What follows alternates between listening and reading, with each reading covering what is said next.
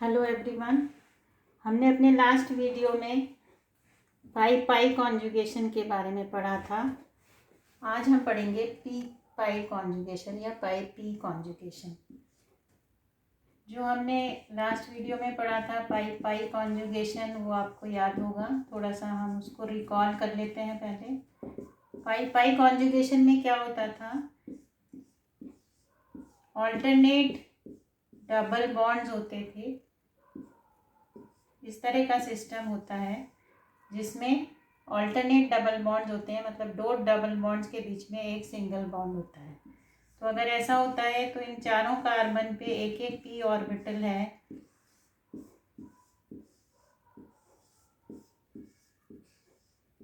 ये P orbitals जो हैं सबके पास एक एक इलेक्ट्रॉन है। अनहाइब्रिडाइज्ड पी ऑर्बिटल्स हैं, इनमें एक एक इलेक्ट्रॉन है। इन सब के LCAO से, ये हमने पढ़ा था, linear combination of atomic orbitals होती है। तो 1,3 ब्यूटाडाइन में 4 कार्बन हैं, 4 पी ऑर्बिटल्स हैं।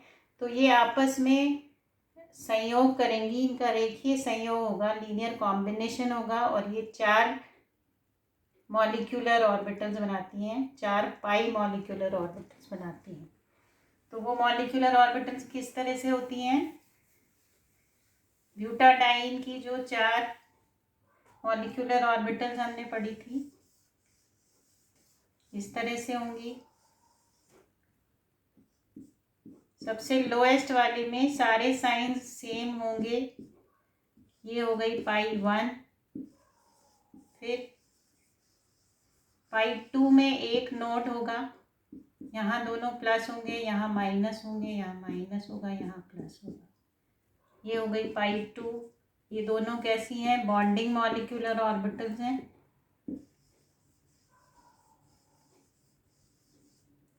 पाई 3 में 2 नोड्स आ जाएंगी आपके पास। नोड्स मतलब जहाँ पे साइन चेंज हो रहा है पी के लोब्स का, पी ऑर्बिटल्स के लोब्स का। तो यहाँ माइनस आएगा, यहाँ माइनस आएगा, यहाँ प्लस आएगा। तो इसमें 2 नोड्स हो गई। ये कौन सी है? एंटी बॉन्डिंग है, पाई 3 स्टार। और लास्ट में ये होती है पाई 4 स्टार। इसमें 3 नोड्स होंगे, 3 जगह साइन चेंज होगा, ऑल्टरनेट प्लस और माइनस साइन आएगा लोब्स में।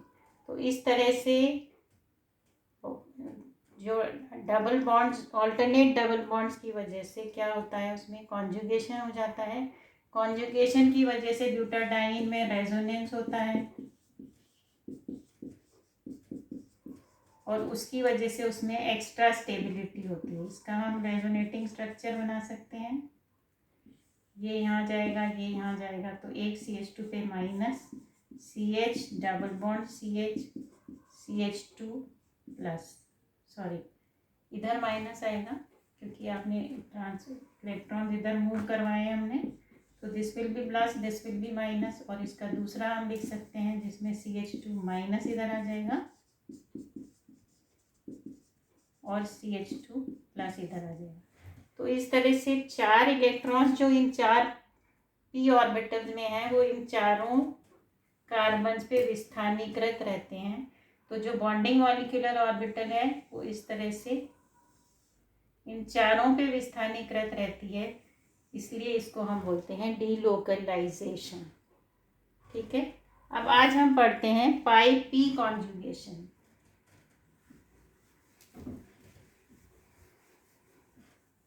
अब इसके नाम से हमको पता चल रहा है पाई पाई कॉन्जुगेशन में क्या था, 2 पाई बॉन्ड्स संयुग्मन में थे। यहाँ पे पाई बॉन्ड के साथ,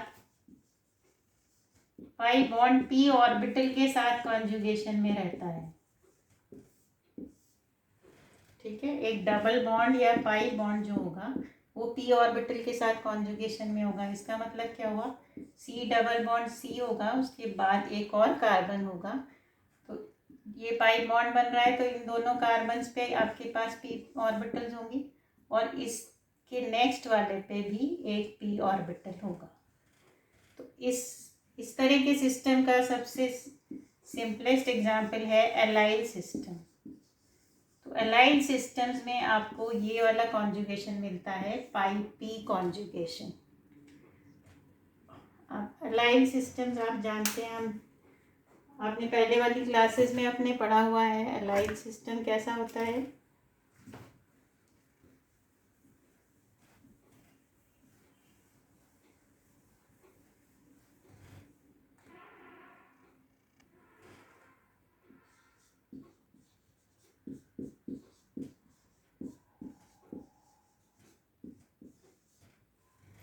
ये एलाइल कैटायन है,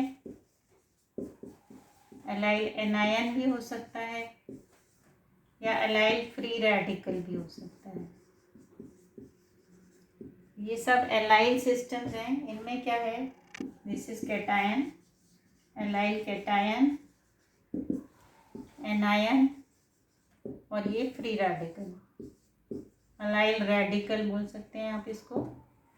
तो इनमें क्या है, 3 कार्बन हैं, तीनों कार्बन के पास ये जो पाई बॉन्ड बना रही है इनके पास तो ऑब्वियसली एक एक पी ऑर्बिटल होगा, इसके पास भी एक पी ऑर्बिटल है।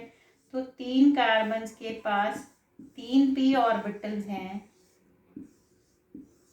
तो ये तीनों पी ऑर्बिटल्स जो हैं, अब डबल बॉन्ड बन रहा है तो इसमें तो इस तरह से ओवरलैपिंग हो जाती है।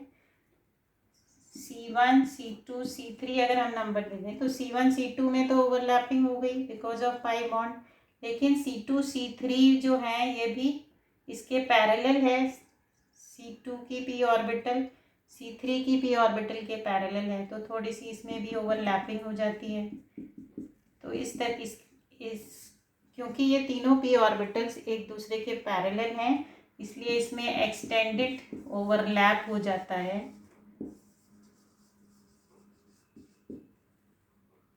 तो C1 C2 और C2 C3 में एक्सटेंडेड ओवरलैप हो जाता है, क्योंकि ये इसके इतने जितना ये दोनों एक दूसरे के पास हैं उतना ये दोनों भी पास हैं, तो इनमें भी एक एक पी ऑर्बिटल, ये भी पी ऑर्बिटल आपस में अतिव्यापन कर लेती हैं। तो इस तरह के एक्सटेंडेड ओवरलैप की वजह से इसमें कॉन्जुगेशन हो जाता है, और कॉन्जुगेशन होता है तो इसमें जैसे एलाइल रेडिकल कैटायन हम लें तो इसमें 2 पाई इलेक्ट्रॉन्स हैं, लेकिन ये 2 पाई इलेक्ट्रॉन्स इन दोनों कार्बन पे नहीं रहते, ये इन तीनों कार्बन पे विस्थानीकृत हो जाते हैं क्योंकि उसमें रेजोनेंस हो जाता है। तो रेजोनेटिंग स्ट्रक्चर्स हम इनके लिए बना सकते हैं।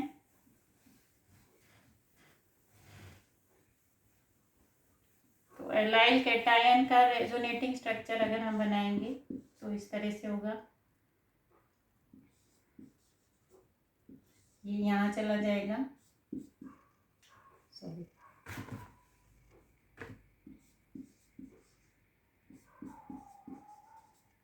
प्लस साइन यहाँ आ जाएगा। तो इस तरह से इसमें इसी तरह आप इनमें भी रेजोनेटिंग स्ट्रक्चर्स लिख सकते हैं। तो ये रेजोनेंस इसमें आ जाता है because of pi P conjugation, और इसीलिए इसमें एक्स्ट्रा स्टेबिलिटी हो जाती है। ये जो है ये ज़्यादा स्टेबल इसलिए होता है बिकॉज ऑफ पाई कॉन्जुगेशन। ठीक है, अब इसकी अगर हम मॉलिक्यूलर ऑर्बिटल्स की बात करें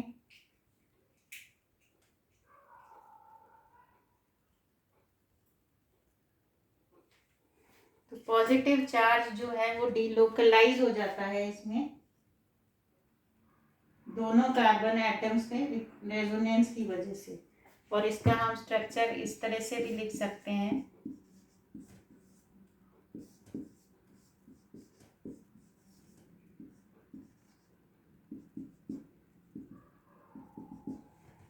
क्योंकि ये तीनों कार्बन्स पे, सॉरी यहाँ पे नहीं आएगा, ये इन तीनों कार्बन्स पे जो इलेक्ट्रॉन्स हैं इस सिस्टम के वो डीलोकलाइज्ड हो जाते हैं। अब अगर हम इनकी मॉलिक्यूलर ऑर्बिटल्स देखें तो पी पाई कॉन्जुगेशन में मॉलिक्यूलर ऑर्बिटल्स कैसे बनेंगी।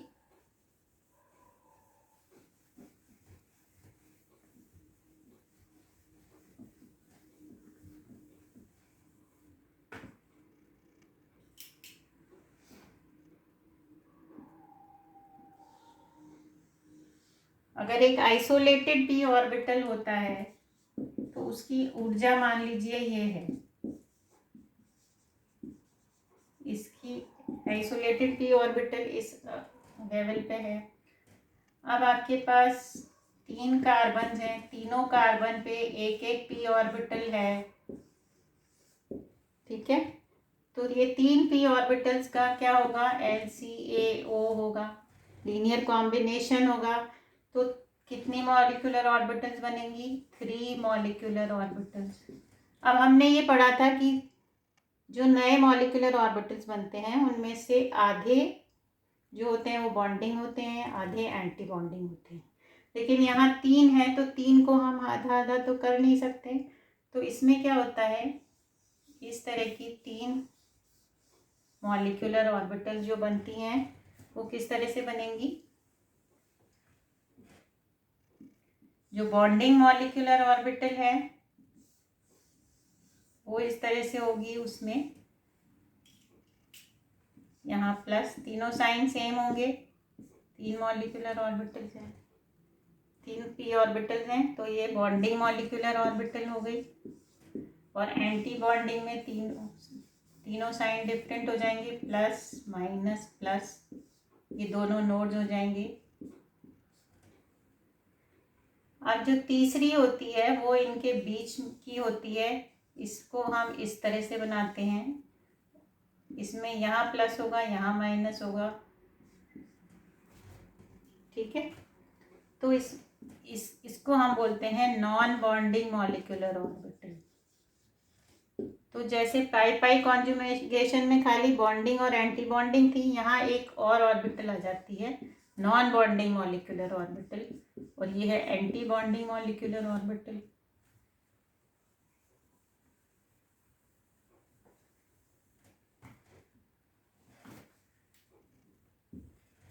तो इस तरह से आपके पास ये 3 मॉलिक्यूलर ऑर्बिटल्स हमारे पास बन जाती हैं, क्योंकि 3 एटम्स कंबाइन कर रहे हैं तो 3 एटम्स के p ऑर्बिटल्स के संयोग से 3 मॉलिक्यूलर ऑर्बिटल्स बनेंगी। अब इसमें से जो नॉन बॉन्डिंग मॉलिक्यूलर ऑर्बिटल है उसकी ऊर्जा आइसोलेटेड p ऑर्बिटल के बराबर है, ठीक है। तो इसकी ना तो ऊर्जा बढ़ती है ना कम होती है, और बॉन्डिंग मॉलिक्यूलर ऑर्बिटल की ऊर्जा आइसोलेटेड p ऑर्बिटल से कम हो जाती है, एंटी बॉन्डिंग की ज़्यादा हो जाती है। तो इस तरह से ये 3 मॉलिक्यूलर ऑर्बिटल्स इसमें बनती हैं। अब इनमें इलेक्ट्रॉन्स की फिलिंग कैसे होगी, अगर हमने देखा है एलाइल कैटायन जो होगा, कैटायन में खाली 2 इलेक्ट्रॉन्स हैं पाई बॉन्ड वाले, जो पाई बॉन्ड बना रहे हैं।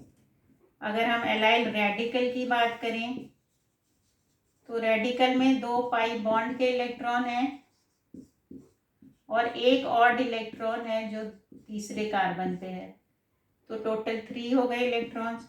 और एलाइल एनायन में एक पाई बॉन्ड के 2 इलेक्ट्रॉन्स प्लस माइनस चार्ज वाले 2 इलेक्ट्रॉन्स, टोटल 4 इलेक्ट्रॉन्स। तो इलेक्ट्रॉन्स की फिलिंग किस तरह से होगी,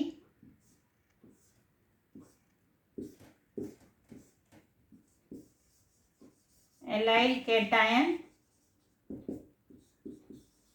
एलाइल एनायन,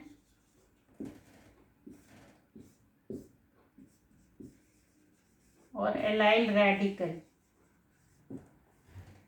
तो कैटायन में आपके पास 2 ही इलेक्ट्रॉन्स हैं, तो 2 इलेक्ट्रॉन्स यहाँ आ जाएंगे, ये दोनों खाली रहेंगे। एलाइल एनायन में आपके पास 4 इलेक्ट्रॉन्स हैं, ये इस तरह से आ जाएंगे। और एलाइल रेडिकल में 2 इलेक्ट्रॉन्स बॉन्डिंग मॉलिक्यूलर ऑर्बिटल में रहेंगे। आप जानते हैं एक ऑर्बिटल में 2 से ज़्यादा इलेक्ट्रॉन नहीं आ सकते, तो तीसरा इलेक्ट्रॉन कहाँ जाएगा, नॉन बॉन्डिंग में। तो नॉन बॉन्डिंग में भी इलेक्ट्रॉन रह सकता है, बॉन्डिंग में भी रह सकता है, लेकिन एंटी बॉन्डिंग में कोई इलेक्ट्रॉन नहीं होगा।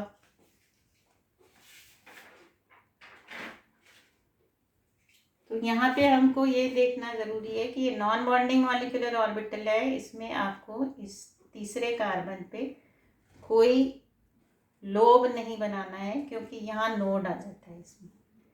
तो ये 2 p ऑर्बिटल्स हम बनाएंगे, सेंट्रल कार्बन पे ही नोड होगा, इसलिए यहाँ पे हम लोब नहीं बनाएंगे। तो ये नोड है इसलिए यहाँ पे साइन चेंज हो जाएगा। तो नॉन बॉन्डिंग ऑर्बिटल जो है इसकी बॉन्डिंग एनर्जी क्या होती है, 0 बॉन्डिंग एनर्जी बोलते हैं इसको, क्योंकि ये आइसोलेटेड p ऑर्बिटल के लेवल पे है, इसलिए इसको हम बोलते हैं 0 बॉन्डिंग एनर्जी।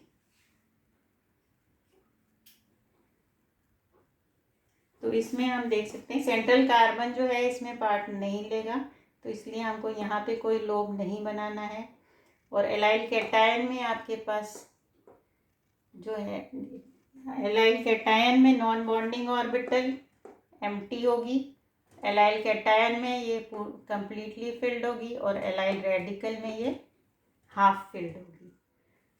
तो इस तरह से हम देख सकते हैं कि पी पाई कॉन्जुगेशन की वजह से भी स्टेबिलिटी बढ़ जाती है, क्योंकि 3 पी ऑर्बिटल हैं, तो पाई बॉन्ड और पी ऑर्बिटल आपस में ओवरलैपिंग उनमें हो जाती है, क्योंकि वो तीनों पी ऑर्बिटल्स कैसी हैं, तीनों एक दूसरे के पैरेलल हैं, तो कॉन्जुगेशन हो जाता है।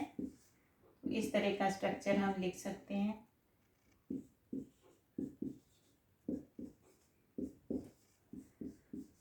तो ये रेजोनेंस की वजह से इसमें जो कौन से इलेक्ट्रॉन्स हैं, इसमें जो भी तीनों कार्बन्स पे जो इलेक्ट्रॉन्स हैं वो इन जो पाई बॉन्ड के इलेक्ट्रॉन हैं या इस कार्बन पे एनायन या रेडिकल के इलेक्ट्रॉन्स हैं, वो सारे इलेक्ट्रॉन्स इन तीनों कार्बन्स पे डीलोकलाइज्ड रहते हैं।